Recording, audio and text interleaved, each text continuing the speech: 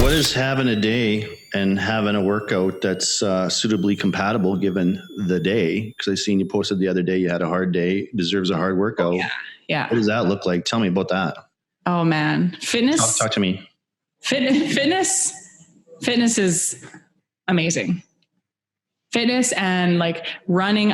So when I was in third year university, I was having some mental health struggles, and that was when I think I first kind of started to get into fitness. So I would go to the gym a little bit. I started running, did a couple half marathons. And I remember like the feeling of accomplishment and satisfaction when I did my first half marathon in Bahamas. And, you know, I didn't drink for a month because I wanted to really focus on training and discipline and a good time. And then they handed you a beer at the finish line and it was like euphoric. Right? We went into the beach, we, went in the ocean and drank our beer. It was amazing. And I think it was like the connection between your mind and your body and how what's going on in your mind totally affects everything in our environment. And that includes your body. So when I think of fitness, like I can go to the gym and have a killer workout after, seeding or spraying or harvesting or whatever, right? Because mentally I'm there and I'm like in the zone and focused. You can push yourself. You can push your body. I think I posted an Instagram story a couple of weeks ago where I was like, hey, I just had a 1/4 pounder with cheese meal. And then I went to spin class and I crushed it and got second and burned 750 calories. It's all mental. but it's so true, right? Like, people say, well, I can't go to the gym. I'm tired. Well, you're not tired. You just don't have the motivation right now. And the motivation comes from here.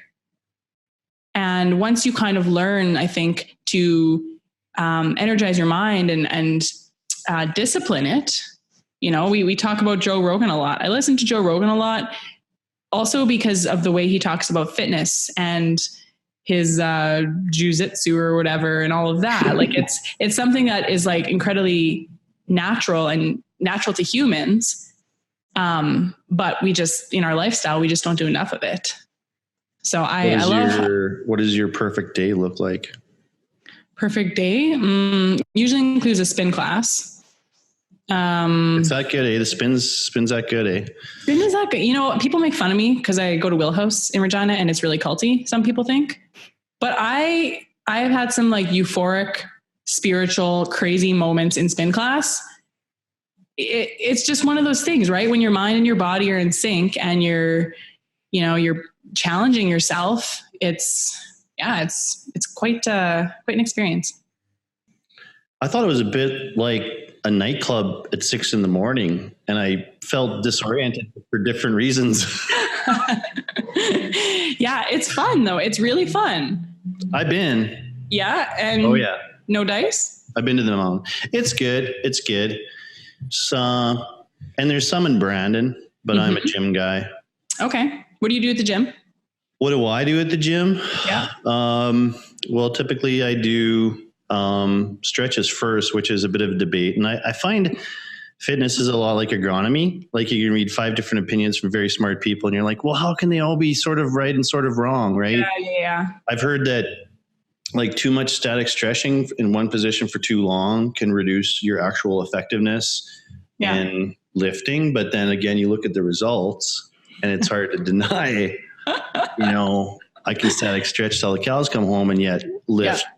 I do the static stretching and then some days I'll do the cardio intervals, right? Mm-hmm. I'll do running on the treadmill and increasing intervals of speed and incline. Difficulty essentially. And then, but if I have a really extensive rotation of different body parts and it's actually sounds a lot more grandiose and complicated than you would actually measure the results given my dad bod.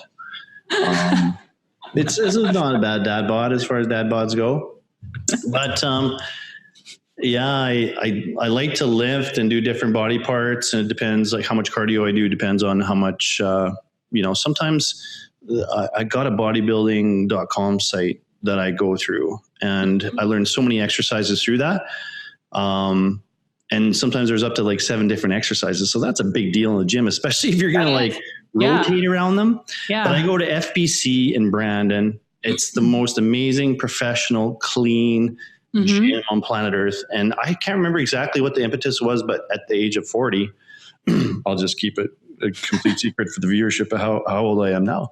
But at 40, I walked into the gym and I don't know why. I just was like, okay, I'm ready. And so I trained for a year and a half. Really? With a guy who completely busted my balls and broke down my self-esteem and essentially crushed me every time I had a Twinkie. Wow. Imagine how much you grew from that, hey? Well, look at me now. Exactly. See? I'm telling you, it's the struggle. You know, Joe Rogan was talking yesterday about your own personal struggles. And the more you have your own personal internal struggles, the less external ones you're going to have, right? It's like you do your own thing, and fitness is part of that, right? Huge. It's like you challenge if you're your up body. at 6 a.m, yeah, and you beat yourself by 7:30, if you've overcome that wanting to sleep inness. Yeah. It's a discipline aspect too. Well, and it's a bit about comfort. Yeah. Like you've got to get yourself uncomfortable. And so I'm not sure, we've talked about this before, and Terry's actually doing it, but the whole Wim Hof thing of doing the cold showers and everything. Is he? Wow. He is. Okay. You never got past the first 10 minutes of the first podcast, I guess. It's on my app. Yes, I'll get there. But now I'm really intrigued. I had no idea you were going to talk about that. Why? If you had watched the first podcast episode, you would already know. So the story is, anyways, I tell my brother's stories because he's a lot more interesting, smart, taller, and richer than I am. Good, better looking. But yeah, I could still beat him up. But he went to Africa with the Food Grains Bank. And of course, he didn't have a lot of hot running water. He was gone for 2 weeks and took cold showers for 2 weeks and got back home, and the hot water tank wasn't working at home, and Lachelle was upset, and he gave Lachelle the big speech, his wife, about the big speech about, well, you know, some people in some parts of the world, they don't ever have a hot water shower. It didn't go over very well. But anyways, so for the last 2 years, he's continued on taking a cold shower, but a big component of that is studying Wim Hof, who's a Norwegian, who we should go and do one of his remote camps, like go to Everest and base camp, or we'll go up Kilimanjaro in our underwear or something, right? Just straight to the top and back in 36 hours. Like this guy has a breathing method where you basically overventilate, you like oxygenate is that a word? I just made it up. It's functional, right? It works in context. Sure. Oxygenate. I don't know. You oxygenate your body, and then you can lift a lot, or you can jump into cold water. And like this guy does ice baths for an hour and a half. Yeah. He's gone up Kilimanjaro in his underwear, in 36 hours. He can train people to do this. Yeah. They've studied him physically, where they put in bacteria into his body and he can fend it off with his breathing and his, psychosis or whatever. The original point is being uncomfortable is part of the exercise. And there's a lot of being uncomfortable in exercise, but anyways, the long-term rewards are just incredible. And I feel like I wanted to ask you, how do you feel like that ties in with mental health for you? Oh, it's huge. It's huge. Like it's one of those things where I try to get to the gym a few times during seeding and harvest.